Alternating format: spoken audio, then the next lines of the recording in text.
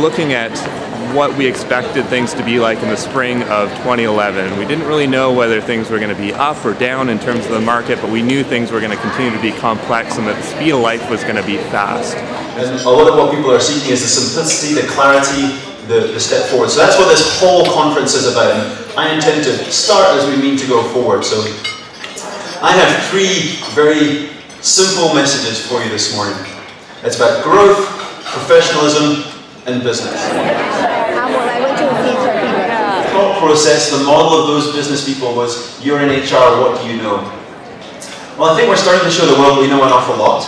We're starting to show the world that what we do know is complex, is difficult, requires skill, intelligence, effort, and time to actually get right. In all good HR world, we start things on time. The future will catch us by surprise. The future is inherently unpredictable.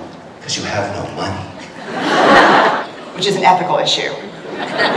Pivot. This poor guy's like on his hands and knees doing it. We're going to challenge you. We're going to talk about business. We're going to talk about economics. We'll talk about psychology and human relations to try and get you thinking about things that you might not normally have thought about. Thank you very much for your time today. You want your organization to function well, you need to find a way of getting input from the other generations, and not just in a strict hierarchical sense, because you wind up making the wrong decisions for the wrong reasons. HR is probably the key strategic pivotal issue in the future. Even with automation, with fewer people, the people skills become more important, because if you use tools poorly, you get worse results. If you use tools well, you get better results. So HR is devoted to getting the right people in the right places, supporting them in the right way, and turning the pivot of the future for their organizations. Can you feel the difference between it flowing and the difference between you thinking about each word or going into crisis? And there is this definite moment when a vortex starts. And the vortex of it takes care of itself, and it's amazing what it does. And you start to do things you didn't know you were capable of doing. This is the real gift of improv thinking. Okay, so just try this for a second, just show how this works. Get ready, and go as fast as you can. Go! I've been a BC HRMA member for many years and a volunteer in many different places, but this is my first year volunteering at the conference. Something I really wanted to do. I've enjoyed attending the conference for a few years now, and I wanted to give back and help make a positive experience for other people.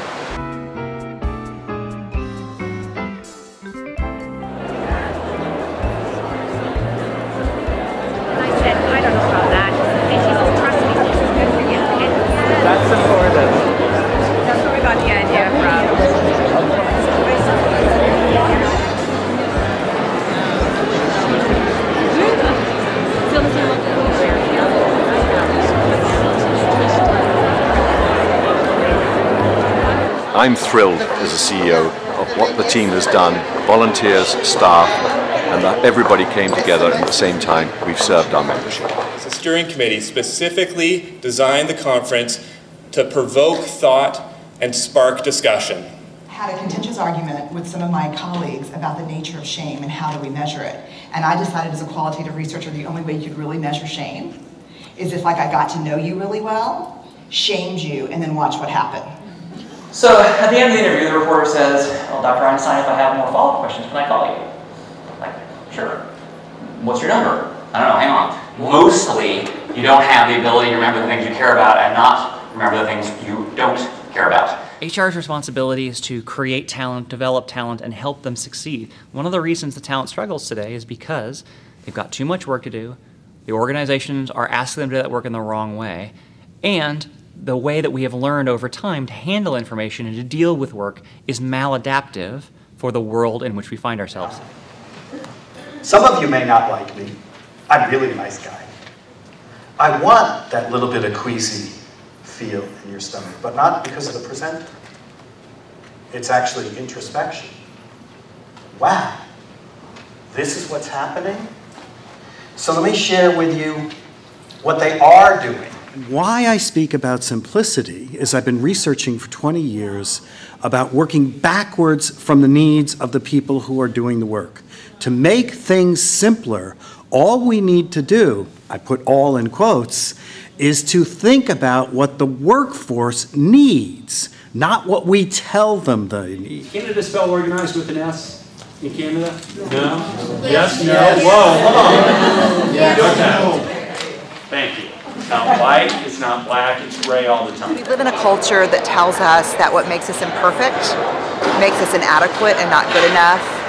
And I don't believe that's true. I think what makes us imperfect connects us to each other and connects us to our humanity. And I think the bottom line is that without humanity, there really is no success, and business is about humanity. And our vulnerabilities are not weaknesses. I think they're reminders that we're all in this together. So thank you so much, BC HRMA. I had a great time. It seems impossible, but it's absolutely not just possible, it's amazing. Next year is going to be so exciting. It's our 50th anniversary of conferences, and we'll see you at the end of April 2012.